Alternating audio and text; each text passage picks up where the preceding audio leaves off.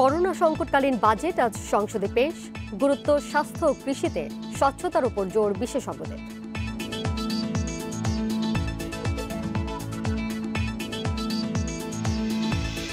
শেখ হাসিনার কারামুক্তি দিবস আজ।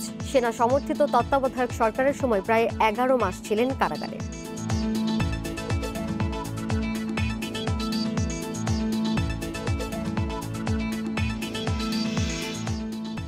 করোনার সংক্রমণ বাড়ায় দেশে আইসিইউর তীব্র সংকট, দ্রুত সুবিধা বাড়ানোর তাগিদ বিশেষজ্ঞদের।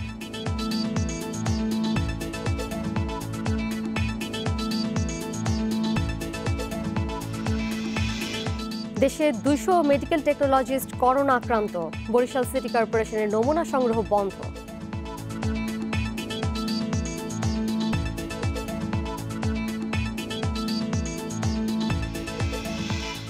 বিশ্বে করোনায় একদিনে ৫,১০০-রও বেশি প্রাণহানি।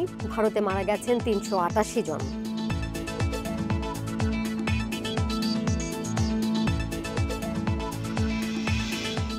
বিরতির ইন্ডিপেন্ডেন্ট সংবাদে সবাইকে স্বাগত জানাচ্ছি। দোলা ডলারেস শিরোনামগুলি বলছিলাম, পুরো খবরে যাচ্ছি। আর শুরুতেই 2020-21 অর্থ বছরের বাজেটের খবর।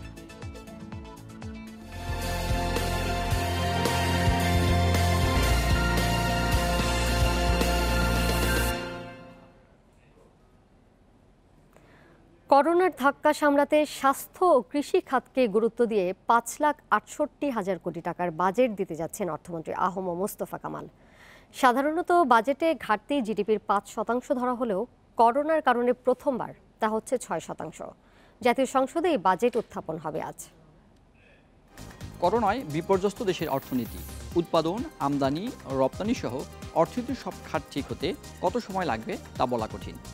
এমন অনিশ্চয়তার মধ্যে বর্তমান সরকারের টানা তৃতীয় মেয়াদে দ্বিতীয় অর্থবছরের জন্য বাজেট উপস্থাপন করতে যাচ্ছেন অর্থমন্ত্রী আহম মোস্তফা কামাল।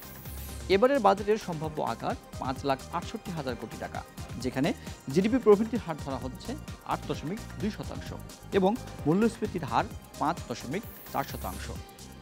আগামী বাজেটে রাজস্ব আয়ের লক্ষ্যমাত্রা হতে পারে 3,78,000 কোটি টাকা, যেখানে জাতীয় রাজস্ব বোর্ডকে সংগ্রহ করতে হবে 3,30,000 কোটি টাকা। যদিও জাতীয় রাজস্ব বোর্ড তার এই লক্ষ্য পূরণের প্রতি বছর পেছনে থাকে। এবারে বার্ষিক উন্নয়ন কর্মসূচিতে বরাদ্দ থাকছে 2,05,000 কোটি টাকা। করোনার কারণে বার্ষিক উন্নয়ন কর্মসূচির এই অর্থ ব্যয়ের ক্ষেত্রে কৃষি, স্বাস্থ্য এবং সামাজিক সুরক্ষা খাতকে গুরুত্ব দেওয়া হবে। এবারে ভোট ঘাটতি থাকছে 1,90,000 কোটি টাকা। সাধারণত জিডিপি 5%-এর মধ্যে থাকলেও এবারে এই ঘাটতি 6%-এর ঘরে যাচ্ছে, যা পূরণে ব্যাংকের উপরই নির্ভর করবে সরকার। এবারে ভর্তুকি দেওয়া হচ্ছে 53,000 কোটি টাকা। এই ভর্তুকির অর্থ ব্যয় করা হবে মূলত নগদ ঋণ ও প্রণোদনা এবং বিদ্যুৎ ও জ্বালানি খাতে। প্রতি বছর মূলত বড় আকারের বাজেট দেওয়া হলেও কখনো এটা পুরোপুরি বাস্তবায়ন হয় না, কারণ রাজস্ব আয়ের লক্ষ্যমাত্রা থেকে পিছনে থাকে সরকার। করোনার কারণে এবারে সীমিত আকারে বসছে বাজেট অধিবেশন। কোরাম পূরণ করতে এই অধিবেশনে অংশ নিচ্ছেন 70 থেকে 80 জন সংসদ সদস্য। নিত্যপণ্যের দাম সহনীয় রাখতে এবারের বাজেটে প্রয়োজনীয় দিক নির্দেশনা চান সাধারণ মানুষ। তাদের প্রত্যাশা, শিক্ষা, বাসস্থান সহ জীবন ধারণের ব্যয় কমাতে ভূমিকা রাখবে এই বাজেট। এছাড়া করোনা পরিস্থিতির কারণে স্বাস্থ্য খাতকে সবচেয়ে বেশি গুরুত্ব দেওয়া উচিত বলে মনে করছেন তারা। বিশেষজ্ঞরা বলছেন, সুফল পেতে বাজেট বাস্তবায়নে নজর দিতে হবে স্বচ্ছতা এবং জবাবদিহিতার উপর। কারওয়ান বাজারে চা বিক্রেতা পিয়ার হোসেন বাজেট নিয়ে মাথা ব্যথা না থাকলেও চিন্তায় থাকেন বাসা ভাড়া বৃদ্ধি আর নিত্যপণ্যের বাড়তি দাম নিয়ে। বাজেট নিয়ে আমাদের কোনো সমস্যা না, যাই হোক আমাদের বাসা ভাড়া, চাউলের দাম এবং কি জিনিসপত্রের দাম কম থাকায় আমাদের প্রয়োজন। করোনা মহামারীর প্রভাবে দেশের ব্যবসা বাণিজ্যে বিরাজ করছে এক প্রকার স্থবিরতা। প্রতিষ্ঠানের যেমন আয় কমেছে, তেমনি কমেছে ব্যক্তিরও। তাই নিম্ন আয়ের মানুষের কথা ভেবে এবারে বাজেট হতে হবে সত্যিকার অর্থে জনকল্যাণমুখী। পাশাপাশি করোনা কারণে স্বাস্থ্যসেবায় বেশি গুরুত্ব দেওয়া উচিত বলে মনে করছে সাধারণ মানুষ। স্বাস্থ্য খাতে যে বাজেটটা করবেন, আমার খুব করজোরে দাবি থাকবে যে অন্তত স্বাস্থ্য খাতের বাজেটটা যাতে প্রত্যেকটা মানুষের সহনীয় পর্যায়ে থাকে। প্রান্তিক জনগোষ্ঠী, আমার দেশের কৃষক এবং ক্ষুদ্র ব্যবসায়ী যারা, ওদের স্বার্থ যাতে রক্ষিত হয়, এটাই আমার প্রত্যাশা। 2020-21 অর্থ বছরের জন্য বাজেটের সম্ভাব্য আকার ধরা হয়েছে 5,68,000 কোটি টাকা। স্বাস্থ্য খাতে বরাদ্দ ধরা আছে ৬.35%। বিশ্লেষকরা বলছেন, করোনা সংকটের মধ্যে অর্থনীতি চাঙ্গা রাখতে বাজেট কতটা জনকল্যাণমুখী হবে তা নির্ভর করছে বরাদ্দ ও বাস্তবায়নের সমন্বয়ের ওপর। সতর্ক থাকতে হবে অর্থ ব্যয়ের ক্ষেত্রে, নিশ্চিত করতে হবে স্বচ্ছতা ও জবাবদিহিতা। যতটুকুই বরাদ্দ দেওয়া হচ্ছে স্বাস্থ্য খাতে সেটাও যাতে যথাযথ ব্যবহৃত হয় এবং সে যথাযথভাবে যারা রোগীদের কাছে এবং যারা এই স্বাস্থ্য সেবা পাওয়ার জন্য যারা অপেক্ষা করছেন অথবা সামনের দিনগুলোতে যারা স্বাস্থ্য সেবার জন্য যারা অপেক্ষা করবেন তাদের জন্য কিন্তু যেন এই জিনিসটা পৌঁছে, সেই জিনিসটা আমাদের খেয়াল রাখতে হবে। বৃহস্পতিবার জাতীয় সংসদে 2020-21 অর্থ বছরের বাজেট পেশ করবেন অর্থমন্ত্রী A H M Mustafa Kamal. Shahid Ahmed, Independent News, Dhaka. Corona সংকটে ঝিমিয়ে পড়া অর্থনীতি চাঙ্গা করতে আসন্ন বাজেটকে ব্যবসা বান্ধব করার দাবি জানিয়েছেন ব্যবসায়ী নেতারা। এজন্য কর্পোরেট করের হার কমানো, রপ্তানিতে প্রণোদনা, আমদানি শুল্ক ছাড় সহ নানা সুবিধা চান তারা। এবার স্বাস্থ্য এবং কৃষি খাতকে গুরুত্ব দেওয়া হলেও ব্যবসায়ীদের জন্য বিভিন্ন সুবিধা থাকছে বলে জানিয়েছেন নীতি নির্ধারকরা। করোনার ধাক্কা বেশ জোরে সোরে লেগেছে অর্থনীতিতে। এরই মধ্যে মন্দার কবলে বিশ্ব অর্থনীতি, যার প্রভাব পড়েছে বাংলাদেশেও। এমন পরিস্থিতিতে অর্থনৈতিক উত্তরণ ও ভবিষ্যৎ পথ পরিক্রমা শিরোনামে উপস্থাপন হতে যাচ্ছে 2020-21 অর্থ বছরের বাজেট। মন্দা অর্থনীতির ধকল কাটাতে ব্যবসা বান্ধব বাজেটের দাবি ব্যবসায়ীদের। তাই কর্পোরেট কর কমিয়ে 25% নিচে নামিয়ে আনা, বিনিয়োগের ক্ষেত্রে অপ্রদর্শিত অর্থ বৈধ করার সুযোগ, রপ্তানি খাত ও আমদানি শুল্কে ছাড় সহ দ্বৈত কর পরিহার চান তারা। সুনির্দিষ্ট দিকমালা থাকতে হবে, দিক নির্দেশনা থাকতে হবে, যাতে শিল্প বাণিজ্য ঘুরে দাঁড়াতে পারে। কারণ শিল্প বাণিজ্য যদি না ঘুরে দাঁড়ায় বহুমাত্রিক সমস্যার সৃষ্টি হবে। ডোমেস্টিক ডিমান্ড কমার কারণে ইন্টারনাল রেভিনিউগুলো কমে যাবে। তাই সব কিছুকে মাথায় রেখে এমন একটি বাজেট প্রণয়ন করা উচিত যে বাজেট সত্যি সত্যি আমাদের বৃহত্তর জনগোষ্ঠীর কল্যাণে কাজে লাগবে। বিনিয়োগ বান্ধব কর্মসংস্থান সৃষ্টি এবং মানি সার্কুলেশনকে ইমপ্রুভ করে এই ধরনের বাজেট আমাদের প্রত্যাশা করছি। পলিটিক্যাল ইকোনমিক ভিশন 2021-2041 কে মাথায় রেখে এবং এসডিজি গোল, এলডিসি গ্র্যাজুয়েশন। একই সাথে আমরা ট্যারিফকে কমিয়ে আনার জন্য বিভিন্ন ট্যারিফ যেগুলো আছে ওটা অনুরোধ করেছি। এবারের বাজেটকে চ্যালেঞ্জিং হিসেবে দেখছেন নীতি নির্ধারকরা। বলছেন, শুধু ব্যবসায়ীদের জন্য নয়, বাজেটে সব মহলের প্রত্যাশা পূরণ করা হবে। এই বাজেট হবে পুনর্বাসনমূলক বাজেট, রিকভারি বাজেট ইংরেজিতে। মানে করোনা যে ক্ষতি করেছে, লাইন থেকে গাড়ি ফেলে দিয়েছে, সেই গাড়িকে আবার লাইন তুলে ধরার জন্য যা যা করার প্রয়োজন তিনি তাই করবেন। মানুষ কৃষিখাত দিকে নজর রাখতে হবে, আর সর্বোপরি ব্যবসা বান্ধবভাবে নতুন কর্ম সৃষ্টি, পরিবেশ সৃষ্টি হবে। এই সব কিন্তু মাথায় রেখেই বাজেট তৈরি করা হবে। আপনাদেরকে আশাবাণী শোনাতে চাই যে এবারের বাজেট অন্য বছরের তুলনায় ব্যালেন্সড এবং কিছুটা ব্যবসা বান্ধব। শুধু বাজেটের দিকে না তাকিয়ে অর্থনীতিকে চাঙ্গা করতে সবাইকে একসাথে কাজ করার আহ্বান সংশ্লিষ্টদের। Sohel Rana, independent News, Dhaka. চলতি বাজেটে ইচ্ছাকৃত ঋণ খেলাপিদের বিরুদ্ধে কঠোর ব্যবস্থা নেওয়ার প্রতিশ্রুতি দিয়েছিলেন অর্থমন্ত্রী, কিন্তু অর্থবছর শেষ হতে চললেও এই ব্যাপারে কার্যকর উদ্যোগ দেখা যায়নি। তেমনিভাবে ব্যাংকিং কমিশন গঠন, সার্বজনীন পেনশন ব্যবস্থা চালু সহ অনেক প্রতিশ্রুতির বাস্তবায়ন নেই। তবে ঋণের সুদ এক অঙ্কে নামিয়ে আনা সহ কিছু সংস্কার প্রতিশ্রুতি কার্যকর হয়েছে।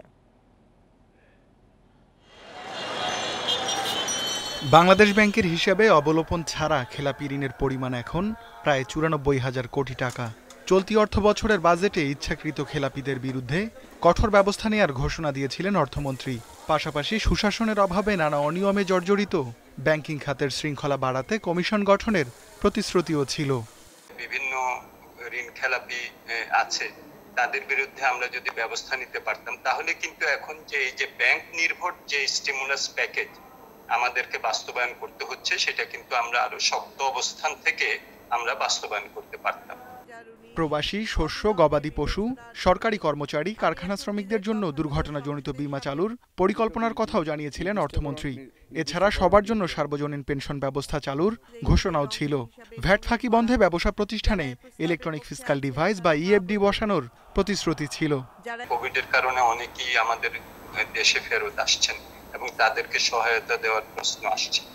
তো সেটা যদি আমাদের থাকতো তাহলে কিন্তু আমরা আরেকটা টুল পেতাম, সেই টুলের মাধ্যমে আমরা কিন্তু তাদের যে একটা বিপর্যয়ের মধ্য দিয়ে তারা যাচ্ছেন সেটাকেও আমরা মোকাবেলা করতে পারতাম।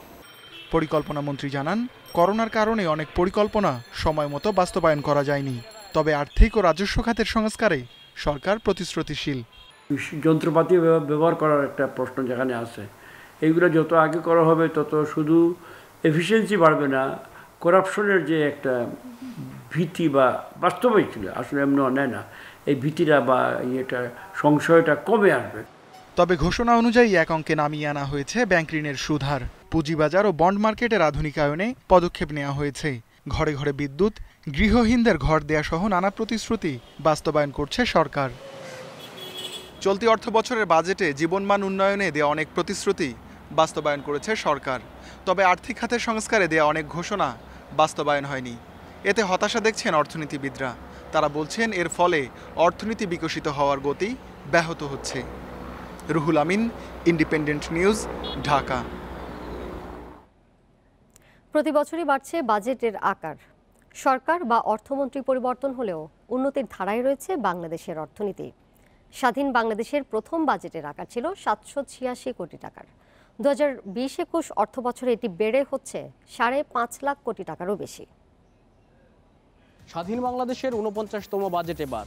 1972 সালে প্রথম বাজেট দেন অর্থমন্ত্রী তাজউদ্দিন আহমদ। এবার উত্থাপনকারী আহম মুস্তফা কামাল। এই সময়ে মোট 13 জন সংসদে বাজেট পেশ করেছেন। স্বাধীনতা পরবর্তী ভঙ্গুর অর্থনীতির দেশে মাত্র 786 কোটি টাকার বাজেট দেন তাজউদ্দিন আহমদ। একসাথে 2 অর্থ বছরের বাজেট ঘোষণা করেন তিনি। এরপর আরও 2 বার বাজেট দেন তাজউদ্দিন আহমদ, সেটি সবশেষ দাঁড়ায় 1084 কোটি টাকার। 13 জনের মধ্যে সবচেয়ে বেশিবার বাজেট দিয়েছেন আবুল মাল আব্দুল মুহিত ও এম সাইফুর রহমান। দুজনেই 12টি করে বাজেট উপস্থাপন করেছেন। তবে আবুল মাল আব্দুল মুহিতই টানা 10 বার বাজেট পেশ করেছেন আওয়ামী লীগের হয়ে। তিনি প্রথম বাজেট দেন 1982-83 সালে এরশাদের শাসনামলে। সেটার আকার ছিল 4738 কোটি টাকার। আর সবশেষ 2018-19 অর্থ বছরে তার বাজেটের আকার ছিল 4,64,573 কোটি টাকার। বিএনপি সরকারের অর্থমন্ত্রী এম সাইফুর রহমান 1980-81 অর্থ বছরে তার প্রথম বাজেটের আকার ছিল 4,108 কোটি টাকার। আর 2006-07 অর্থ বছরে সাইফুর রহমানের সবশেষ বাজেটের আকার ছিল 69,740 কোটি টাকার। টানা 6 বার বাজেট দেন আওয়ামী লীগ সরকারের অর্থমন্ত্রী শাহ এম এস কিবরিয়া। তিনি প্রথম 1996-97 সালে বাজেট তুলে ধরেন, যেটি ছিল 24,603 কোটি টাকার। আর শেষটি দেন 2001-02 অর্থ বছরে 42,306 কোটি টাকার। 1996-97 সালে তত্ত্বাবধায়ক সরকারের অর্থ উপদেষ্টা ডক্টর ওয়াহিদুদ্দিন মাহমুদও বাজেট দেন। সেটির স্থায়িত্ব ছিল খুব অল্প সময়ে। এছাড়া 4 বার বাজেট দিয়েছেন এরশাদ সরকারের অর্থমন্ত্রী এম সাইদুজ্জামান। এরপর 3 বার বাজেট পেশ করেন জিয়াউর রহমান। 2 বার করে দেন মেজর অবসরপ্রাপ্ত মুনিম এবং মির্জা আজিজুল ইসলাম। 1 বার করে বাজেট দিয়েছেন ডক্টর এম এন হুদা এবং ডক্টর ওয়াহিদুল হক। 2019-20 অর্থ বছরে প্রথমবার 5,23,190 কোটি টাকার বাজেট দেন অর্থমন্ত্রী আহম মুস্তফা কামাল। অসুস্থতার কারণে পুরো বাজেট সংসদে উপস্থাপন করতে না পারায় উত্থাপন করেন সংসদ নেতা ও প্রধানমন্ত্রী শেখ হাসিনা। এবার আহম মুস্তফা কামালের দ্বিতীয় বাজেট। বঙ্গবন্ধু শাসনামল থেকে তার মেয়ে শেখ হাসিনার সময়ে এসে বাজেটের আকার বেড়েছে প্রায় 720 গুণ, যার আকার এবার দাঁড়াচ্ছে প্রায় 5.5 লাখ কোটি টাকারও বেশি। পরের প্রসঙ্গে যাচ্ছি। প্রধানমন্ত্রী ও আওয়ামী লীগ সভাপতি শেখ হাসিনার কারামুক্তি দিবস আজ। প্রায় 11 মাস কারাভোগের পর 2008 সালের 11 জুন সংসদ ভবন চত্বরে স্থাপিত বিশেষ কারাগার থেকে মুক্তি পান তিনি। 2007 সালের 16 জুলাই সেনা সমর্থিত তত্ত্বাবধায়ক সরকারের সময় গ্রেপ্তার হন বর্তমান প্রধানমন্ত্রী শেখ হাসিনা। 1/11-এর পরবর্তী রাজনৈতিক প্রেক্ষাপটে 2007 সালের এই দিনে তৎকালীন তত্ত্বাবধায়ক সরকারের আমলে গ্রেপ্তার করা হয় আওয়ামী লীগ সভাপতি শেখ হাসিনাকে। ওই দিন ভোরে ধানমন্ডির নিজ বাসভবন সুজা সদন থেকে বঙ্গবন্ধুর কন্যা শেখ হাসিনা গ্রেপ্তার হন। এরপর তাকে নেওয়া হয় পুরনো ঢাকার নিম্ন আদালতে। পরে আটক রাখা হয় সংসদ ভবনের পাশে একটি বাড়িতে, বিশেষ কারাগারে। 1/11 পরবর্তী প্রেক্ষাপটে রাজনীতিতে তৈরি করা হয় প্রতিবন্ধকতা, রাজনৈতিক তৎপরতা নিষিদ্ধ করা হয়, জারি হয় জরুরি অবস্থা। শেখ হাসিনার নামে দেয়া হয় কয়েকটি ষড়যন্ত্রমূলক মামলা। সেই মামলায় তাকে গ্রেপ্তার করে চলে বিচারের নামে প্রহসন। এ সময় 11 মাস তাকে অন্তরীণ রাখা হয়। কারাগারে অসুস্থ হয়ে পড়েন শেখ হাসিনা। বিদেশে চিকিৎসার জন্য মুক্তি দিতে আন্দোলনের নামে আওয়ামী লীগ নেতাকর্মীরা। জরুরি অবস্থার মধ্যেই প্রতিবাদ ছড়িয়ে পড়ে দেশ জুড়ে। এক পর্যায়ে শেখ হাসিনাকে মুক্তি দিতে বাধ্য হয় তৎকালীন তত্ত্বাবধায়ক সরকার। এরপর 2008 সালের 29 নভেম্বর নবম জাতীয় সংসদ নির্বাচনে বিপুল বিজয় নিয়ে ক্ষমতায় আসে আওয়ামী লীগ। 2009 সালের 6 জানুয়ারি দলটির নেতৃত্বে গঠন হয় মহাজোট সরকার। দ্বিতীয়বারের মতো প্রধানমন্ত্রী হন শেখ হাসিনা। এরই ধারাবাহিকতায় টানা তৃতীয়বার ও মোট চতুর্থবারের মতো প্রধানমন্ত্রীর দায়িত্ব পালন করছেন বঙ্গবন্ধু কন্যা। নাফিজাতুল্লাহ, ইন্ডিপেন্ডেন্ট নিউজ। করোনা ভাইরাস আক্রান্ত গুরুতর রোগীদের প্রয়োজন আইসিইউ সুবিধা, কিন্তু দেশে করোনা সংক্রমণ বাড়লেও আইসিইউ রয়েছে তীব্র সংকট। করোনাকালে যা হয়েছে প্রকট। এই অবস্থায় দ্রুত আইসিইউ সুবিধা বাড়ানোর তাগিদ দিয়েছেন বিশেষজ্ঞরা। তারা বলছেন, আইসিইউ সুবিধা বাড়ানো গেলে কমবে মৃত্যুর সংখ্যা। করোনার সঙ্গে লড়ছে পুরো বিশ্ব। গুরুতর কোভিড রোগীদের ক্ষেত্রে জীবন মৃত্যুর মধ্যে সুতো বেঁধে দিচ্ছে অক্সিজেন। বিশেষজ্ঞদের মতে আইসিইউ সুবিধা বাঁচিয়ে দিতে পারে কোভিডে আক্রান্ত অনেক মুমূর্ষ রোগীকে, কিন্তু আইসিইউ যেন সোনার হরিণ। এই আহাজারিই বলে দেয় মানুষ এখন কতটা অসহায়। শ্বাসকষ্ট নিয়ে চিকিৎসা সেবা পাওয়ার আশায় একের পর এক হাসপাতালের দুয়ারে ঘুরতে ঘুরতে জীবনই শেষ। স্বজনদের হাজারো আকুতি আসেনি কোনো কাজে, পাননি আইসিইউ সুবিধা, পাননি অক্সিজেন। উপায় না পেয়ে সামাজিক যোগাযোগ মাধ্যমেও আইসিইউ পাওয়ার আকুতি জানিয়েছেন কেউ কেউ, কিন্তু সময় মতো মেলেনি আইসিইউ এবং অক্সিজেন। চিরতরে চলে গেছেন মা, এই ছবি এখন কেবলই স্মৃতি। 10 জুন পর্যন্ত দেশে করোনা শনাক্ত হয়েছে ৭৪,০০০-এরও বেশি মানুষের। কোভিড চিকিৎসায় নিয়োজিত চিকিৎসকরা বলছেন, আক্রান্তদের মধ্যে 20% অবস্থা গুরুতর হয় আর 5% প্রয়োজন হয় আইসিইউর। আইসিইউতে যদি আপনার বেড সংখ্যা যদি আরও বেশি থাকতো, ম্যানেজমেন্টটা যেটা আপনার আইসিইউতে করা সম্ভব সেটা কিন্তু দেখা যাচ্ছে যে ওয়ার্ড লেভেলে করতে হচ্ছে। মনিটরিংটা কিন্তু আইসিইউর মতন হবে না। অবশ্যই এটা মৃত্যুর সংখ্যার উপর এফেক্ট পড়ে, কিছুটা হলেও এফেক্ট পড়ে। যেটা এখন হয়তো আমাদের মৃত্যুর সংখ্যা 1.3254%, সেটা হয়তো আরও কমে আসতো। এদিকে আক্রান্ত রোগীদের বিপরীতে রাজধানী সহ সারা দেশে সরকারি হাসপাতালে আইসিইউ শয্যা মাত্র 432টি। এ অবস্থায় আইসিইউ সুবিধা ও অক্সিজেন সরবরাহ বাড়াতে না পারলে জটিল হবে পরিস্থিতি। করোনা আক্রান্ত রোগীর জীবন বাঁচানোর জন্য দুটো বিষয় সবচেয়ে বেশি দরকারি। একটি হচ্ছে আইসিইউ বেড সংখ্যা বাড়ানো এবং আরেকটি হচ্ছে হাই ফ্লো অক্সিজেন দেওয়ার জন্য বিশেষ ধরনের ন্যাজেল ক্যানুলা এটির ব্যবস্থা করা। যদি এই দুটোকে ব্যবস্থা করা যায় তাহলে কিন্তু আমরা যেসব রোগী জটিল অবস্থায় মৃত্যুবরণ করছে তাদের অনেককেই আমরা বাঁচানোর চেষ্টা করতে পারবো, বাঁচানো যাবে। এছাড়া বেসরকারি হাসপাতালে আইসিইউ আছে 481টি, কিন্তু বেসরকারি হাসপাতালের বেশিরভাগই কোভিড আক্রান্তদের ভর্তি নিচ্ছে না। Farzana Akter, Independent News, Dhaka. দেশে করোনায় মৃত্যু 1000 ছাড়িয়েছে। সেই সাথে হয়েছে একদিনে করোনা শনাক্তের নতুন রেকর্ড। 95তম দিনে 15,965 নমুনা পরীক্ষায় শনাক্ত হয়েছে 3,190 জন, আর মারা গেছেন আরও 37 জন। এ নিয়ে দেশে মোট আক্রান্ত 74,865 জন। বুধবার স্বাস্থ্য অধিদপ্তরের নিয়মিত ব্রিফিংয়ে এসব তথ্য জানানো হয়। ওয়ার্ল্ডোমিটার বলছে, সংক্রমণের সংখ্যার দিক থেকে বিশ্বে বাংলাদেশের অবস্থান এখন কাতারকে টপকে 19তম। স্বাস্থ্য বিভাগের তথ্য অনুযায়ী বুধবার দুপুর পর্যন্ত 24 ঘন্টায় মারা গেছেন 37 জন। এর মধ্যে 33 জনই পুরুষ আর 8 জন নারী, আর 25 জনই ঢাকায়। শনাক্ত বিবেচনায় মৃত্যুর হার 1.35%। 95তম দিনে এসে দেশে মৃতের সংখ্যা 1000 ছাড়ালো। মৃত্যুর বিশ্লেষণে পুরুষ 33 জন এবং নারী 4 জন। ঢাকা বিভাগের 25 জন, চট্টগ্রাম বিভাগে 7 জন, রাজশাহী বিভাগে 1 জন, সিলেট বিভাগে 1 জন, বরিশাল বিভাগে 2 জন, ময়মনসিংহ বিভাগে 1 জন মৃত্যুবরণ করেছেন। হাসপাতালে মারা গেছেন 25 জন এবং বাসায় মারা গেছেন 12 জন। এ সময় সর্বোচ্চ 15,965 নমুনা পরীক্ষায় শনাক্ত হয়েছে 3,190 জনের। এই হিসেবে দেশে করোনা আক্রান্তের সংখ্যা 74,865 জন। পরীক্ষা বিবেচনায় শনাক্তের হার 19.98। স্বাস্থ্য অধিদপ্তর জানায় 563 জন সহ এ পর্যন্ত সুস্থ হয়েছেন 15,899 করোনা রোগী। শনাক্ত বিবেচনায় সুস্থতার হার 21.24। 24 ঘন্টায় আইসোলেশনে 538 জন, আইসোলেশন থেকে মুক্ত হয়েছেন 188 জন। এ পর্যন্ত আইসোলেশনে 12,966 জন এবং এ পর্যন্ত ছাড় পেয়েছেন 4,723 জন। বর্তমানে আইসোলেশনে আছেন 8,243 জন। কোয়ারেন্টাইনে 24 ঘন্টায় কোয়ারেন্টাইনে 3,156 জন। এ পর্যন্ত কোয়ারেন্টাইন 3,09,183 জন।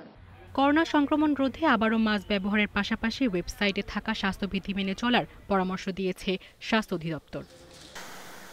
সায়রা খান, ইন্ডিপেন্ডেন্ট নিউজ। বিশ্বজুড়ে করোনায় সুস্থতার হার অনেক বেশি, তারপরও আতঙ্কিত মানুষ। সংসদে প্রধানমন্ত্রী শেখ হাসিনা বলেন, যেহেতু মৃত্যু অবধারিত তাই একে ভয় পাওয়ার কিছু নেই। বৈশ্বিক মহামারী এবং প্রাকৃতিক দুর্যোগ মোকাবেলা করেই স্বাভাবিক জীবনযাপন নিশ্চিত করতে হবে। অর্পিত দায়িত্ব পালনই মুখ্য বলে মনে করেন সংসদ নেতা। জাতীয় সংসদের ৮ম অধিবেশনে আমি আপনাদের সকলকে আন্তরিক স্বাগত জানাচ্ছি। স্বাস্থ্যবিধি মেনেই সংসদে অংশ নিয়েছেন সদস্যরা। করোনার সংক্রমণের ঝুঁকি এড়াতে পরিবর্তন আনা হয়েছে আসন বিন্যাসেও। নিশ্চিত করা হয়েছে সামাজিক দূরত্ব। কোরাম পূরণ করতে 1/3 সংসদ সদস্য যোগ দিয়েছেন অধিবেশনে। সংসদ সদস্য হাবিবুর রহমান মোল্লা, সাবেক এমপি ও বিশিষ্টজনের মৃত্যুতে সংসদে তোলা হয় শোক প্রস্তাব। এই আলোচনায় অংশ নিয়ে প্রধানমন্ত্রী শেখ হাসিনা বলেন, বৈশ্বিক মহামারী মানুষকে ভিন্ন এক পরিস্থিতির মুখোমুখি করেছে। যদিও এখানে সুস্থতার সংখ্যা অনেক বেশি, তারপরেও মানুষের ভিতরে একটা কেমন ধরনের একটা আতঙ্ক বিরাজমান, যার জন্য আজকে সমগ্র বিশ্বের জন্য যে যত শক্তিধর হোক, যত অর্থশালী হোক, যত অস্ত্রের শক্তি হোক, কোনো শক্তি কাজে লাগছে না। মনে হচ্ছে করোনা ভাইরাসটাই যেন সবথেকে শক্তিশালী, আর প্রকৃতি যেন আজকে এর প্রতিশোধ নিচ্ছে, এরকম আমার কাছে মনে হয়। ঝুঁকি এড়াতে অনলাইনের মাধ্যমে বাসা থেকে সংসদ কার্যক্রমে অংশ নিতে প্রধানমন্ত্রীকে অনুরোধ জানায় বিরোধী দলের চিফ হুইপ মশিউর রহমান রাঙা। পরে তা নাকচ করে দেন সংসদ নেতা। আমরা একদিকে যেমন করোনা মোকাবেলা করব, আমফান ঘূর্ণিঝড় আমরা মোকাবেলা করেছি, আবার পাশাপাশি আমার দেশের মানুষের স্বাভাবিক জীবন যাপনটা যাতে চলে, তারা যেন কষ্ট না পায়, তাদের জন্য যা যা করণীয় সেটা আমি করে যাব। কাজে আমি তো এখানে বেঁচে থাকার জন্য আসিনি, আমি তো জীবনটা বাংলার মানুষের জন্য বিলিয়ে দিতেই এসেছি। কাজে এখানে ভয় পাওয়ার তো কিছু নেই। প্রধানমন্ত্রী বলেন, নিম্ন আয়ের মানুষদের খুঁজে বের করে অর্থ ও খাদ্যের যোগান দিতে কাজ করেছে সরকার। এছাড়া দুস্থ শিল্পী ও সহশিল্পীদের তালিকা করে সহায়তা পৌঁছে দিতে তথ্য মন্ত্রণালয়কেও নির্দেশ দেওয়া হয়েছে।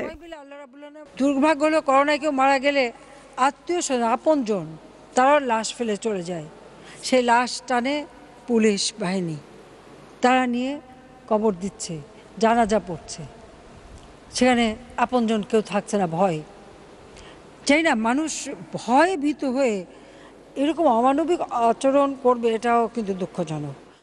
ঝুঁকি উপেক্ষা করে দায়িত্ব পালন করায় চিকিৎসক, স্বাস্থ্যকর্মী, আইনশৃঙ্খলা বাহিনী ও সাংবাদিকদের ধন্যবাদ জানান প্রধানমন্ত্রী। ইনকাম ট্যাক্স অ্যামেন্ডমেন্ট এর আগে আদালতের তথ্য প্রযুক্তি ব্যবহার সংশোধিত মূল্য সংযোজন কর ও সম্পূরক শুল্ক এবং আয়কর সংক্রান্ত অধ্যাদেশ সংসদে উপস্থাপন করেন আইনমন্ত্রী আনিসুল হক।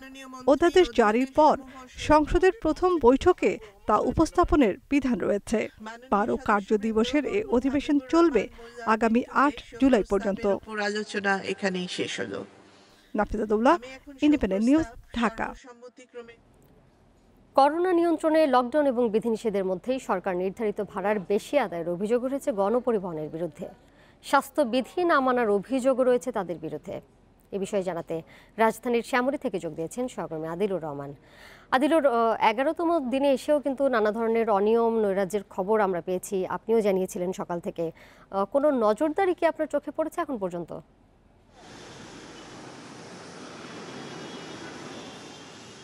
দেখুন, প্রথমে যদি আসলে নজরদারির কথা বলি, নজরদারি এই সকালে এখন পর্যন্ত আমার চোখে পড়েনি, কারণ গত কয়েকদিন ধরে আমরা যেটি দেখেছি যে নজরদারি আসলে নামে মাত্র একটি নজরদারি চলছে।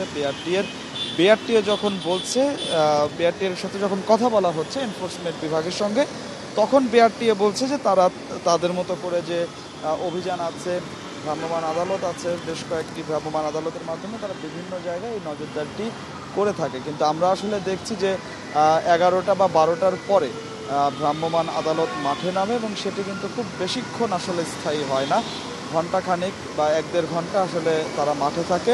তারা যতক্ষণ মাঠে থাকে ততক্ষণ কিছুটা আসলে হচ্ছে যে জায়গাটিতে তারা অবস্থান করে ওই জায়গাটিতে নিয়ন্ত্রণের মধ্যে থাকে, বাদ বাকি জায়গাগুলোতে কিন্তু আসলে স্বাভাবিক সময়ের মতো সেটি কিন্তু আসলে চলছে। আমরা মূলত যেটি দেখছি যে ধরনের স্বাস্থ্যবিধি মেনে গণপরিবহনগুলো চলাচল করার কথা বলা হয়েছিল বা ভাড়ার যে নির্দেশনাটি দেওয়া হয়েছিল, সেই নির্দেশনা অনেক ক্ষেত্রে কিন্তু আসলে মানা হচ্ছে না। বিশেষ করে আমরা দেখছি যে স্বাস্থ্যবিধির ক্ষেত্রে হ্যান্ড স্যানিটাইজার ব্যবহার করার কথা ছিল, যেসব যাত্রীরা বাসে উঠবেন তাদেরকে হ্যান্ড স্যানিটাইজার দেওয়া হবে, কিন্তু প্রথম দিকে সেইটি কিছুটা মানা হলেও এরপরে আমরা দেখছি যে বাসগুলোতে খুবই নিম্নমানের যে হ্যান্ড স্যানিটাইজার, সেই স্যানিটাইজারগুলো দেওয়া হচ্ছে বা কোনো কোনো ক্ষেত্রে ব্লিচিং পাউডার মিশ্রিত যে পানি সেটি দেওয়া হচ্ছে। স্বাস্থ্য বিশেষজ্ঞরা বলছেন যে এই ব্লিচিং পাউডার বা নিম্নমানের যে হ্যান্ড স্যানিটাইজার এটি আসলে স্বাস্থ্যের জন্য ক্ষতিকর। অনেক যাত্রী কিন্তু আসলে এটি এখন ব্যবহার করতে চাচ্ছেন না স্বাস্থ্য ঝুঁকির কথা মেনে, কিন্তু এই যে পরিবহনগুলো, সেই পরিবহনগুলো কিন্তু সেগুলোই আসলে সরবরাহ করে যাচ্ছে, যে কারণে স্বাস্থ্যবিধির যে বিষয়টি সেটি পুরোপুরি নিশ্চিত করা সম্ভব হচ্ছে না। এবং একই সাথে আমরা দেখছি যে আগের মতোই আসলে মাঝ রাস্তায় দাঁড়িয়েও কিন্তু যাত্রী তোলা হচ্ছে বা যাত্রী নামানো হচ্ছে, সেক্ষেত্রেও কিন্তু স্বাস্থ্যবিধির একটি বিষয় সেটি তোয়াক্কা করা হচ্ছে না। এবং কিছু কিছু ক্ষেত্রে বাস স্টপেজ যেগুলো আছে সেই জায়গাগুলোতে যাত্রীদের গাদাগাদি হচ্ছে বা বাসে ওঠার সময়কার যে স্বাস্থ্যবিধি বা সামাজিক দূরত্ব মানার যে বিষয়টি সেটিও কিন্তু মানা হচ্ছে না। অর্থাৎ সর্বোপরি বলা যায় যে স্বাস্থ্যবিধির যে নির্দেশনাগুলো দেওয়া হয়েছে সেই নির্দেশনাগুলো কিন্তু বাসের যারা শ্রমিক আছেন তারা কিন্তু অনেক ক্ষেত্রে সেটি মানছেন না। অন্যদিকে ভাড়ার বিষয়ে কিন্তু আমরা একদম শুরু থেকে যে অভিযোগগুলো পেয়েছিলাম সেই অভিযোগগুলো কিন্তু এখনও আছে, যে অতিরিক্ত যে ভাড়া সেই অতিরিক্ত ভাড়া আদায় করা হচ্ছে, যে খুব কম দূরত্বেও কিন্তু অনেক বেশি ভাড়া নেওয়া হচ্ছে এমন অভিযোগ যাত্রীদের আছে। এবং সেটি নিয়ে আসলে আমরা বিআরটিএর সঙ্গে যখন কথা বলছি, বিআরটিএ বলছে যে সুনির্দিষ্ট অভিযোগ তারা যখন পেয়েছেন তখন দু একটি পরিবহনকে তারা জরিমানা করেছেন। এবং অনেক ক্ষেত্রেই আমরা আসলে যারা নির্বাহী ম্যাজিস্ট্রেট মাঠে কাজ করছেন তাদের একটি নমনীয় মনোভাব। রাজধানীর সড়কের পরিস্থিতি জানাচ্ছিলেন সহকর্মী আদিলুর রহমান। রেড জোন চিহ্নিত করে লকডাউনের প্রথম দিনে রাজধানীর পূর্ব রাজাবাজারে দেখা গেছে পুলিশের কঠোর নজরদারি। জরুরি কাজে যুক্তরা যাতায়াতের অনুমতি পেলে বিপাকে পড়েন অন্যান্য পেশার মানুষরা। খাদ্য সরবরাহ সহ নাগরিক সেবা নিশ্চিতে নেওয়া হয়েছে নানা উদ্যোগ। পূর্ব রাজাবাজারের 8টি প্রবেশ পথের 7টিই বন্ধ। খোলা রয়েছে শুধু গ্রিন রোডের আইবিএ হোস্টেলের পাশের পথ। লকডাউন ঘোষণার পর এই পথেই আসা যাওয়া করছেন জরুরি কাজে বাইরে আসা এলাকাবাসী। তবে বিপাকে পড়েছেন অন্যান্য পেশাজীবীরা। 2 মাসের ভাড়াও আমার বাকি আছে, ভাড়াও দিতে পারিনি। আজকে স্যালারি দেওয়ার কথা, কিন্তু আমাকে বের হতে দিচ্ছে না কোনোভাবে। আমি বললাম যে আমি এখান থেকে যাই, দরকার এদিকে আর আসবো না, অন্য দিক থেকে অফিস করব, তাও যেতে দিচ্ছে না। বেসরকারি যারা প্রতিষ্ঠানে কর্মরত আছে তারা আসলে কিভাবে ইউজ করবে এরকম কোনো নির্দেশনা সরকার থেকে তো আমরা পাইনি। কিন্তু আমরা তো চাকরি করি, 3 মাস পর খুলছে দোকান, এটা আপনারাও জানেন। আমি যদি না যাই প্রাইভেট, মালিক তো রাখবেন আমাদের, তখন আমরা কোথায় যাব? লকডাউন কার্যকরে সচেষ্ট ভূমিকায় পুলিশ। অকারণ চলাচল ঠেকাতে কাজ করছেন তারা। ইতিমধ্যে আমি ভিতরে এবং সব গেটগুলো দেখে এসেছি। গেটে সেরকম লোকজন, কোথাও যে গেটগুলো আমরা লক করে দিয়েছি সেখানে ওরকম লোকজন নেই, ওখানে কেউ বিরক্ত করছে না। সকালবেলা এখানে কিছু লোক এসেছিল, তাদেরকে আমরা বুঝিয়ে দিয়েছি এবং তাদেরকে বুঝাইতে সক্ষম হয়েছি লকডাউন বিষয়টা আসলে কি। এলাকাবাসীর জন্য স্থাপন করা হয়েছে করোনার নমুনা সংগ্রহের বুথ।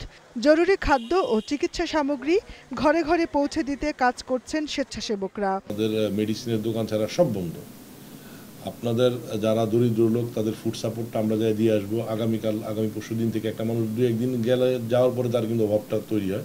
আজকে প্রথম দিন 8টা ভ্যান ঢুকানো হয়েছে। এটা প্রতিটা বাড়ি সামনে যাবে, যে যার চাহিদা মতো বললে তাদের পৌঁছে দেওয়া হবে। নাজরীন স্কুলে কোভিড টেস্টের জন্য আমরা বুথ খোলা হয়েছে। অন্যান্য বিভিন্ন বুথ 3 ঘন্টার জন্য খোলা থাকে, কিন্তু এই বুথটি সকাল 10টা থেকে বিকেল 5টা পর্যন্ত এটা খোলা থাকবে। প্রথম দিন মানবিক কারণে কয়েকজনকে এলাকায় প্রবেশের অনুমতি দেয়া হলেও তাদের সতর্ক করে দিয়েছে পুলিশ। আহ্বান জানানো হয়েছে সবাইকে স্বাস্থ্যবিধি মেনে চলার। Jahanara Parvin, Independent News, Dhaka. এ বিষয়ে আরো জানাতে এই মুহূর্তে পূর্ব রাজাবাজার এলাকা থেকে যোগ দিয়েছেন সহকর্মী বিপ্রজিৎ চন্দ্র। বিপ্রজিৎ, জরুরি কাজে যুক্ত নন এমন যারা অফিসগামী রয়েছেন তাদের যাতায়াত কি আজও কঠোরভাবে নিয়ন্ত্রণ করা হচ্ছে কিনা?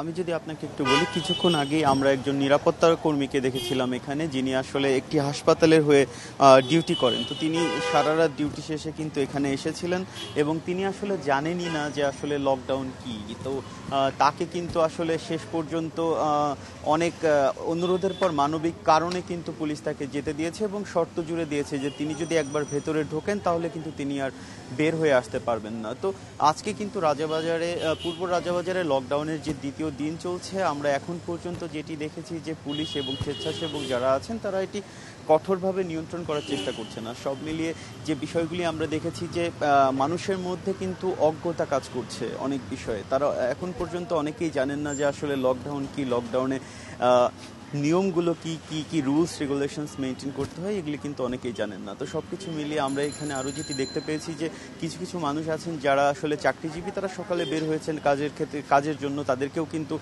প্রবেশ মুখে আটকে দেওয়া হয়েছে। আপনি জানেন যে টোটাল যে রাজাবাজারের 8টি প্রবেশপথ তার 7টি বন্ধ, একটি যেটি আইবিএ হলের পাশে সেটি কিন্তু খোলা রয়েছে এবং সেই পথটি দিয়ে যারা আসছেন তাদের কিন্তু বুঝিয়ে দেওয়া হচ্ছে যে লকডাউনের অধীনে, লকডাউনের এলাকায় যিনি থাকেন এবং তিনি যে প্রতিষ্ঠানে কাজ করেন ওই প্রতিষ্ঠান থেকে তার লকডাউন চলাকালীন সময়ে ওই ব্যক্তির অটোমেটিক্যালি ছুটি হয়ে যায়। তো এরকম পুলিশের পক্ষ থেকে বোঝানো হচ্ছে। তো যেসব মানুষ আসলে বাইরে বেরোনো হওয়ার জন্য আসছেন তারা কিন্তু আমাদের বলছেন ভিন্ন কথা। তারা বলছেন যে আসলে বেশ কিছু দিন কিন্তু 66 দিন টানা কর্মবিরতির পর আবার যখন খুলেছে তখন তারা বলছেন যে তাদের আসলে চাকরি নিয়ে তারা একটি শঙ্কায় ভুগছেন। তো সব কিছু মিলিয়ে তারা একটি সমন্বিত ব্যবস্থা চান যে তারা লকডাউন চলবে, তারা বের হবেন না, সব কিছু ঠিক আছে, বাট তাদের যেন চাকরি অথবা তাদের কর্মজীবনে যেন কোনো ঝুঁকির সম্মুখীন না হতে হয়, এই বিষয়টি নিয়ে কিন্তু অনেকের মধ্যে সন্দেহ কিংবা একটা আশঙ্কা বিরাজ করছে। আর যে বিষয়টি আমি আপনাকে জানিয়ে রাখতে চাই যে তাদের যে নিয়মিত লকডাউনের এলাকার ভিতরে যারা রয়েছেন পূর্ব রাজাবাজার, তাদের যে নিয়মিত সেবাগুলো, টেলিমেডিসিন কিংবা করোনা টেস্টের বুথ কিংবা তাদের যে খাদ্য সরবরাহ, এগুলি করার জন্য কিন্তু স্বেচ্ছাসেবক একটি দল কাজ করছে। তারা প্রতিনিয়ত খাবার পৌঁছে দিচ্ছে তাদের কাছে এবং সিটি কর্পোরেশনের যে ময়লার যে ভ্যান রয়েছে সেই ভ্যানটি কিন্তু আমরা সকালেও দেখেছি আসতে এবং তারা ময়লা সংগ্রহ করে নিয়ে বের হয়ে যাচ্ছে। এবং আমরা এই এলাকার কমিশনারের সঙ্গে কথা বলে, কাউন্সিলরের সঙ্গে কথা বলে যেটা জানতে পেরেছি যে সবজির যে ভ্যানটি সেটি এলাকার প্রতিটি বাড়ির সামনে দিয়ে যাবে, যার যেটি প্রয়োজন তিনি সেটি সেখান থেকে নিয়ে নিতে পারবেন। এবং এই পরিস্থিতিটি যদি 14 থেকে 21 দিন চালিয়ে নেওয়া যায় তাহলে কিন্তু পরিস্থিতির উন্নতি ঘটবে বলে মনে করছে এখানে দায়িত্বরত যে স্বেচ্ছাসেবক রয়েছেন তারা। তো এখন পর্যন্ত রাজারবাগ থেকে এটি ছিল আমার কাছে থাকা সবশেষ তথ্য। রাজধানীর পূর্ব রাজাবাজার এলাকা থেকে যোগ দিয়েছিলেন সহকর্মী বিপ্রজিৎ চন্দ্র। করোনার সংক্রমণ বাড়ায় নতুন করে বান্দরবানের কয়েকটি এলাকা রেড জোন চিহ্নিত করে লকডাউন কার্যকর করা হয়েছে। অতিরিক্ত জেলা প্রশাসক শামীম হোসেন জানান, সংক্রমণের ঝুঁকি বিবেচনায় জেলা সদর, পৌরসভা এলাকা এবং রুমা উপজেলাকে ঘোষণা করা হয় রেড জোন। ফেনীতে রেড জোন বিবেচনায় 2টি পৌরসভা সহ বেশ কিছু এলাকা লকডাউনে জেলা প্রশাসনকে প্রস্তাব দিয়েছে স্বাস্থ্য বিভাগ। আজ থেকে এসব এলাকায় লকডাউন কার্যকর হবে। এদিকে করোনার বিস্তার রোধে আজ থেকে খুলনার সব ব্যবসা প্রতিষ্ঠান বন্ধ এবং দিঘলিয়া উপজেলার সেনহাটি ইউনিয়ন লকডাউনের সিদ্ধান্ত নিয়েছে জেলা প্রশাসন।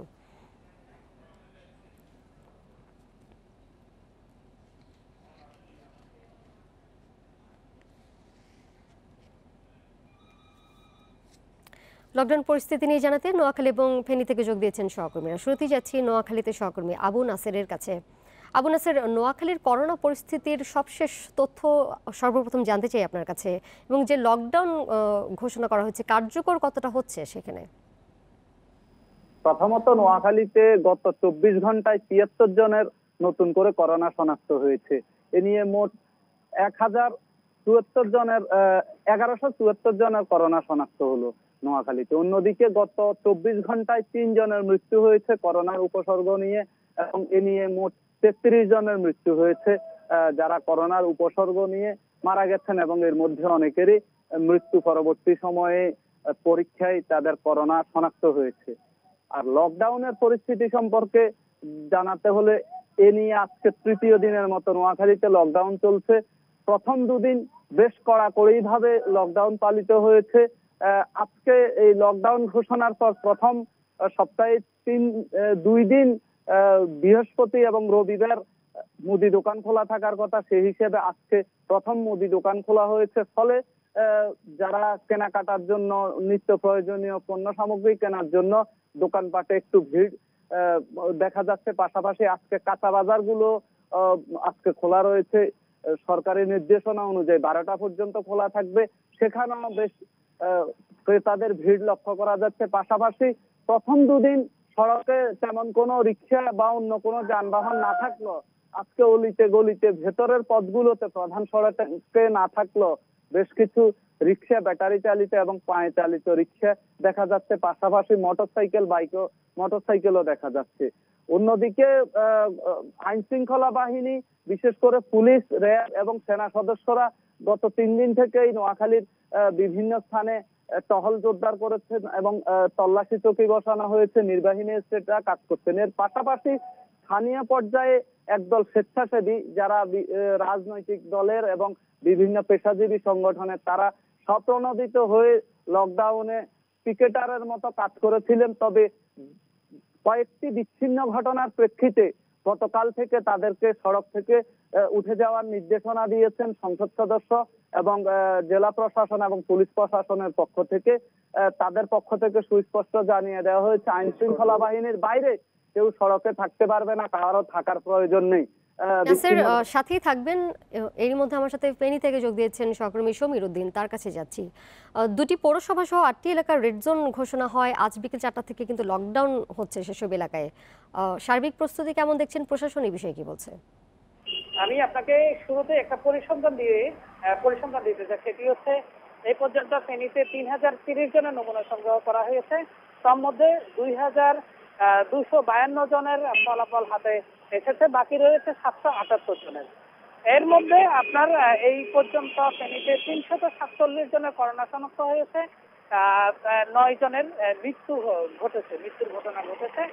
আর এই করোনা উপসর্গ নিয়ে বেশ কিছু মৃত্যুবরণ করেছে প্রায় 20 জনের মতো।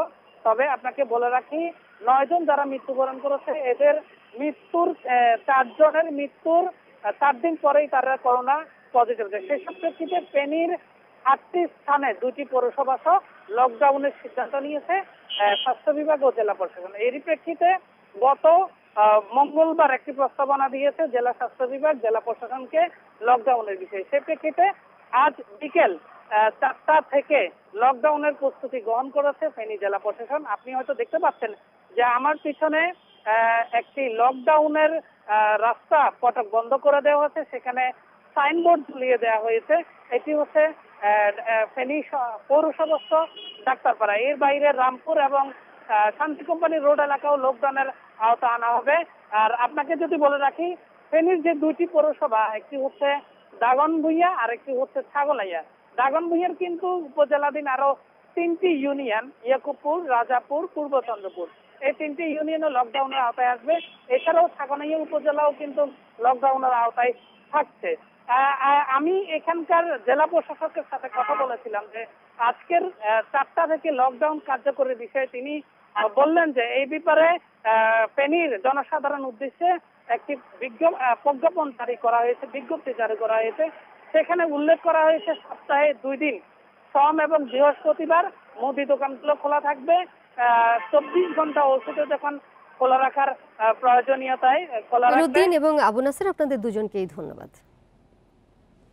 করোনা ভাইরাসে দেশে 200 মেডিকেল টেকনোলজিস্ট আক্রান্ত। হেলথ টেকনোলজিস্ট সমিতি বলছে নমুনা সংগ্রহ এবং পরীক্ষার মূল কাজটা করে থাকেন বলেই ঝুঁকিটা তাদের বেশি। জনবল সংকটের কারণে অসুস্থরা সুস্থ হওয়া মাত্রই যোগ দিতে হচ্ছে কাজে। এদিকে ঢাকার 2 সিটি কর্পোরেশনের প্রায় 8000 পরিচ্ছন্নতা কর্মী স্বাস্থ্য ঝুঁকি নিয়ে কাজ করছেন নগরে। 2 সিটির বর্জ্য ব্যবস্থাপনা কর্মকর্তারা বলছেন, স্বাস্থ্যবিধি মেনেই কাজ করে যাচ্ছেন কর্মীরা।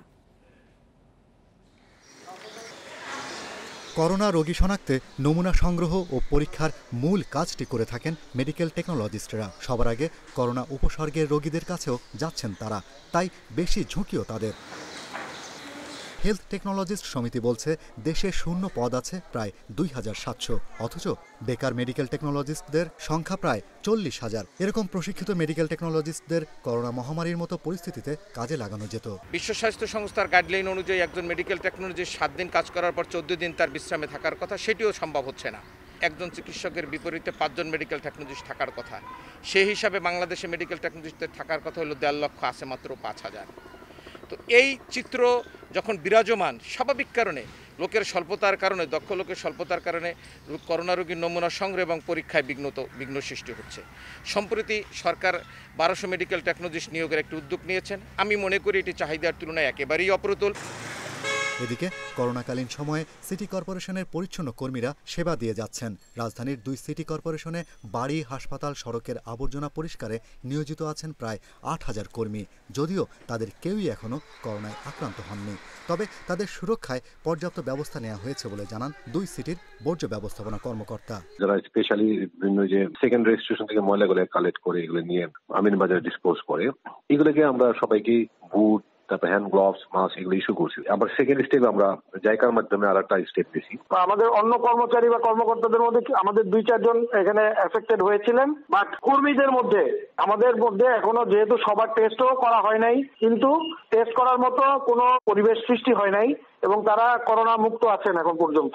দেশে জুন মাস থেকে করোনায় আক্রান্ত ও মৃতের সংখ্যা বাড়ছে। সেই সাথে চিকিৎসক ও আইনশৃঙ্খলা বাহিনীর সদস্য ও ঝুঁকিপূর্ণ পেশায় যুক্তদের আক্রান্তের ঝুঁকিও বাড়ছে। Shahriar Anirban, independent News, Dhaka. Technologist 4 জন, তাদের মধ্যে 3 জনই করোনায় আক্রান্ত হওয়ায় বন্ধ হয়ে গেছে বরিশাল সিটি কর্পোরেশনের নমুনা সংগ্রহ কার্যক্রম। এই অবস্থায় নমুনা পরীক্ষার চাপ সামলাতে হিমশিম খাচ্ছে অন্যান্য বুথগুলো। স্বাস্থ্য কর্মকর্তাদের আশ্বাস, শিগগিরই কাটবে সংকট। বরিশাল শের-ই-বাংলা মেডিকেল কলেজ হাসপাতালের পিসিআর ল্যাবে করোনার নমুনা পরীক্ষা শুরু হয় গত 9 এপ্রিল। তখন থেকেই বরিশাল সিটি কর্পোরেশন এলাকার মানুষের নমুনা সংগ্রহের জন্য 4 জন টেকনোলজিস্ট নিয়োগ দেয় বরিশাল সিটি কর্পোরেশন। তারা রোগীর বাড়ি গিয়ে সংগ্রহ করতে নমুনা। সম্প্রতি ওই 4 জনের মধ্যে 3 জনেরই করোনা শনাক্ত হওয়ায় বন্ধ হয়ে গেছে নমুনা সংগ্রহ। এই অবস্থায় করোনা পরীক্ষার ধারা অব্যাহত রাখতে অন্যান্য হাসপাতালে বাড়ানো হয়েছে নমুনা সংগ্রহের পরিমাণ। স্বাস্থ্য অধিদপ্তরের কাছে ডিমান্ড করি যে আমাদের শহরের কার্যক্রম চালানোর জন্য আমাদের টেকনোলজি দরকার। তো আমরা বারবার তাদের কাছে অনেক বলা সত্ত্বেও তারা আমাদের টেকনোলজিস্ট প্রদান করে না, যে কারণে আমাদের শহরের কার্যক্রমটা আপাতত অফ হয়ে আছে। জেনারেল হাসপাতালের মাধ্যমে চেষ্টা করে যাচ্ছি এবং আমার সদর যে উপজেলা আছে সেই উপজেলা থেকে আমি কিন্তু কভারেজ দেওয়ার চেষ্টা করছি। হয়তো আমি সেইভাবে যতটা সম্ভব সেইভাবে হয়তো পাচ্ছি না, কিন্তু আমার তরফ থেকে কিন্তু চলছে। তবে স্বল্প লোকবল নিয়ে এত নমুনা সংগ্রহের চাপ সামলাতে হিমশিম খেতে হচ্ছে বলে জানিয়েছে বরিশাল জেনারেল হাসপাতাল কর্তৃপক্ষ। আর শের-ই-বাংলা মেডিকেল কর্তৃপক্ষ বলছে, নমুনা সংগ্রহের কাজ করতে গিয়ে ব্যাহত হচ্ছে চিকিৎসা সেবা। প্রচুর চাপ আসতেছে রোগী করোনা টেস্ট করার জন্য। আমাদের মেশিনের বা আমাদের কালেকশন করার ক্যাপাসিটি 10 থেকে 15 জন, আমরা 20 জনের উপরে পাঠাচ্ছি। এর আগে 30 জন পাঠাচ্ছি। স্যাম্পল কালেকশন করা কিন্তু আসলে হাসপাতালের কাজ না। তারপরেও আমরা যেহেতু আমাদের ল্যাব আলাদা ল্যাব ফ্যাসিলিটিস, কিন্তু স্যাম্পল কালেকশন ফ্যাসিলিটিস নাই, আমাদের টেকনিশিয়ান কম, মানে জনবলের অসাংঘাতিক অপ্রতুল অবস্থা, সেখান থেকে আমরা কিন্তু কাজ করতে। স্বাস্থ্য কর্মকর্তারা বলছেন, সংকট কাটাতে নেওয়া হচ্ছে পদক্ষেপ। তারা অসুস্থ হওয়ার কারণে সাময়িক একটু অসুবিধার সৃষ্টি হয়েছিল। ইতিমধ্যে আমি ঝালকাঠি থেকে একজন মেডিকেল টেকনোলজিস্ট ল্যাব আমি সিভিল সার্জনের অধীনে ন্যস্ত করেছি এই বরিশাল সিটি কর্পোরেশনের স্যাম্পল কালেকশন করার জন্য। আশা করি এই আর অদূর ভবিষ্যতে এ ধরনের কোনো সমস্যা হবে না। বুধবার পর্যন্ত বরিশাল বিভাগের 6 জেলায় করোনা শনাক্ত হয়েছে 1116 জনের। এর মধ্যে 600-রও বেশি বরিশাল মহানগরীতেই। Independent News desk. এদিকে কুমিল্লাতেও বাড়ছে করোনা আক্রান্তের সংখ্যা। কুমিল্লা সিটিতে এ পর্যন্ত আক্রান্ত হয়েছে 292 জন। জেলায় মোট মৃত্যু হয়েছে 49 জনের আর আক্রান্ত 1603 জন। সেখানকার পরিস্থিতি জানাতে এই মুহূর্তে যোগ দিয়েছেন সহকর্মী তানভীর খন্দকার। তানভীর, জেলায় করোনা আক্রান্তের হার দিন দিন বেড়েই চলেছে, পরিস্থিতি নিয়ন্ত্রণে প্রশাসনের তৎপরতা কেমন দেখছেন? কুমিল্লাতে কিন্তু করোনা সংক্রমণের শুরু থেকে যে আক্রান্তের হার বৃদ্ধি সেটি কিন্তু কখনোই কমেনি, একদম ধারাবাহিকভাবে কিন্তু সেটি বেড়েই চলছে। গতকাল পর্যন্ত আমরা যে তথ্য পেয়েছি যে কুমিল্লা জেলায় এ পর্যন্ত 1603 জন আক্রান্ত হয়েছে। এর মধ্যে সবচেয়ে বেশি সংক্রমিত এলাকা হচ্ছে কুমিল্লা সিটি কর্পোরেশন, যেখানে 292 জন এ পর্যন্ত আক্রান্ত শনাক্ত হয়েছে। তবে যারা স্বাস্থ্য বিভাগে আছেন তাদের সাথে আমরা কথা বলে যেটি জানতে পেরেছি যে কুমিল্লা সিটি কর্পোরেশন এলাকাতে যদি করোনা শনাক্তের যে টেস্ট সেটি পরীক্ষা সেটি যদি বাড়ানো হয় তাহলে কিন্তু কুমিল্লা সিটি কর্পোরেশন এলাকাতে আরো প্রচুর পরিমাণে করোনা ভাইরাস আক্রান্ত রোগী শনাক্ত বাড়বে। এছাড়াও পুরো কুমিল্লা জেলার চিত্র প্রায় একই রকম, বিশেষ করে কুমিল্লা উত্তর জেলার চিত্র খুবই করুন, যে সেই এলাকাগুলোতে দিন দিন করোনা ভাইরাস আক্রান্ত রোগীর পরিমাণ বাড়ছে। তো এই ব্যাপারে আসলে আমরা যারা কুমিল্লার করোনা ভাইরাস নিয়ন্ত্রণের সাথে জড়িত তাদের সাথে আমরা কথা বলেছি। তারা জানিয়েছেন যে যেহেতু সারা দেশে এখন কেন্দ্রীয়ভাবে সিদ্ধান্ত হয়ে বিভিন্ন এলাকা বা অঞ্চলগুলোকে লকডাউনের আওতায় আনা হচ্ছে, কুমিল্লাকে লকডাউনের আওতায় আনা হবে কিনা সে ব্যাপারে এখনো কোনো ধরনের সিদ্ধান্ত আসেনি। তবে স্বাস্থ্য বিভাগ আমাদেরকে যেটি জানিয়েছে, কুমিল্লা সিটি কর্পোরেশনকে করোনা ভাইরাসের সংক্রমণ প্রতিরোধের জন্য এখানে অঞ্চল ভিত্তিকভাবে ভাগ করা হবে এবং যেসব আন্তঃবিভাগীয় একটি ব্যবস্থা যেটি কিনা জেলা প্রশাসন, জেলা পুলিশ এবং জেলা স্বাস্থ্য বিভাগের সমন্বিত একটি টিমের মাধ্যমে এখানে ব্যবস্থা গ্রহণ করা হবে। তো আজ একটি সভা হওয়ার কথা রয়েছে, এই বিভিন্ন ইউনিটের একটি সমন্বিত সভা, সেই সভা থেকে আসলে সিদ্ধান্ত আসবে যে পরবর্তীতে কুমিল্লার ব্যাপারে কি সিদ্ধান্ত নেওয়া হয়েছে। তবে স্বাস্থ্য বিভাগ যেটি বলছে, এ পর্যন্ততে কুমিল্লা জেলায় কিন্তু প্রায় 200-রও বেশি করোনা ভাইরাসে আক্রান্ত রোগী কিন্তু সুস্থ হয়েছে। তবে আশার বিষয় হচ্ছে যদি এখানে লকডাউন কিংবা কোয়ারেন্টাইন জোরদার করা যায় তাহলে কিন্তু এই ভাইরাস প্রতিরোধে অনেকটা নিয়ন্ত্রণ করা যেতে পারে। তো এই ছিল আমার কাছে কুমিল্লা থেকে সর্বশেষ খবর। তানভীর সাথেই থাকবেন। আমপানে বাঁধ ক্ষতিগ্রস্ত হয় এখনো পানিবন্দী উপকূলীয় জেলা সাতক্ষীরার শ্যামনগর এবং আশাশুনি উপজেলার মানুষ। পানি উন্নয়ন বোর্ডের সাড়া না পাওয়ায় অনেক জায়গায় গ্রামবাসীরা নিজ উদ্যোগে মেরামত করেছে বাঁধের কিছু অংশ। তবে কর্মকর্তারা বলছেন দ্রুতই শুরু হবে মেরামত। গত 20 মে ঘূর্ণিঝড় আমপানে কপোতাক্ষ, খোলপেটুয়া, মালঞ্চা, ইসামতি ও কালিন্দী নদীর 35টি স্থানে বাঁধ ভেঙে যায়। পানিবন্দী হয়ে পড়েন শ্যামনগর ও আশাশুনি উপজেলার প্রায় 4 লাখ মানুষ। অভিযোগ, মেলেনি পানি উন্নয়ন বোর্ডের সাড়া। তাই স্বেচ্ছাশ্রমে কয়েকটি স্থানে বাঁধ মেরামত করেন সাধারণ জনগণ। দীর্ঘ 50 বছর বয়সে এই ভাঙনের, কিন্তু এই ওদের সাথে আলাপ করলি বলে আমাদের কোনো বাজেট নেই, ওই সামান্য কিছু কাজ নিয়ে আসে, কিছু করে না। বার্তা দেয় না দেওয়ার কারণে এই ভাঙনের ভেঙে গেছে। যাওয়া রাত্রি উঠে আমরা জোড়া কোদাল নিয়ে মাটি দিয়ে কোনো রক্ষা করি। তবে মেরামত করা বাঁধের কয়েকটি স্থান জোয়ারের পানিতে ভেসে যাওয়ায় আবারও দুর্ভোগে পড়েন স্থানীয়রা। 2বার করে গণ উঠছে আমাদের এলাকায়, আর বাচ্চা কাচ্চা নিয়ে আমরা অবস্থা খুব খারাপ, খুব কষ্টে আছি। পানি উন্নয়ন বোর্ড বলছে শ্যামনগর উপজেলার ঝাপালিতে সেনাবাহিনী কাজ শুরু করলে দুর্ভোগ কমবে। তবে আশাশুনিতে বাঁধ মেরামতের কাজ শুরু হতে দেরি হবে। আমরা একটা প্রকল্প নিয়েছি এই পোল্ডারকে পুনর্বাসন করার জন্য। সেই প্রকল্পটা আমরা উদ্যতন পানি সম্পদ মন্ত্রণালয় পানি উন্নয়ন বোর্ডে আমরা দাখিল করেছি। আশা করি ওই প্রজেক্টটা হলে, আমরা যদি ওই প্রজেক্টটা ইমপ্লিমেন্ট করে, তাহলে আমাদের যে প্রতি বছর যে দুর্ভোগ পোহাতে হয় সেই দুর্ভোগটা অনেকটা লাঘব হবে। 2 উপজেলায় নদী ভাঙনে ক্ষতিগ্রস্ত হয়েছে বন্যা নিয়ন্ত্রণ বাঁধের প্রায় 80 কিলোমিটার অংশ। Hasibur Rahman, independent news, Satkhira. বিশ্বে করোনা ভাইরাসে মৃত্যু 4,18,000 ছাড়িয়েছে। মোট আক্রান্ত 74,44,000-এরও বেশি। গত 24 ঘন্টায় মারা গেছেন 5,165 জন, আর আক্রান্ত হয়েছেন আরও 1,33,000-এরও বেশি। বুধবার সবচেয়ে বেশি প্রাণহানি হচ্ছে ব্রাজিলে, মারা গেছেন 1300-রও বেশি, নতুন আক্রান্ত 33,000। ব্রাজিলে সংক্রমণ বাড়লেও অর্থনীতি বাঁচাতে খুলে দেওয়া হয়েছে সাও পাওলোর দোকানপাট। এছাড়াও যুক্তরাষ্ট্রে 981, মেক্সিকোতে 596, রাশিয়ায় 216 এবং যুক্তরাজ্যে 245 জন করোনায় মারা গেছেন। এদিকে আফ্রিকায় করোনা রোগীর সংখ্যা 2 লাখ ছাড়িয়েছে। ভারতে একদিনে আক্রান্ত হয়েছে 12,000-এরও বেশি মানুষ, মারা গেছে 388 জন।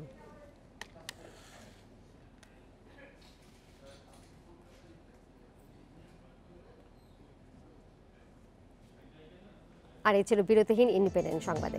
ইন্ডিপেন্ডেন্ট টেলিভিশনের সব খবরের আরও বিস্তারিত জানতে চোখ রাখুন ফেসবুক, ইউটিউব, টুইটারে। ধন্যবাদ সবাইকে।